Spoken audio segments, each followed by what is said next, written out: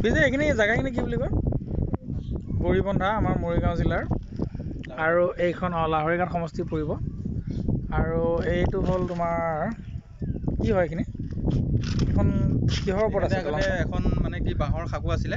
সেইয়া বাঁহ আৰু কাঠ মিলি ন সেইখিনিতে আছিলে। এতিয়া এখন নতুনকৈ বনাইছে,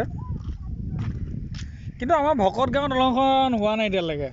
এইটো বৰ দুখ লগা কথা। আৰু বগীবিল দলঙো হৈ গ'ল, হয় নাই? চব দলং হৈ গ'ল, খালি আমাৰ ভকত গাঁওখন হোৱা নাই। আমি আশাবাদী যে দলংখন হ'ব, সোনকালে হ'ব। কিন্তু এই জেগাবিলাক এতিয়া মৰিগাঁও এই জেগাবিলাক ইমান ধুনীয়া, কিন্তু যদি যাতায়াত যদি দুৰ্গম হৈ থাকে কেনেকৈ হ'ব, হয় নহয়?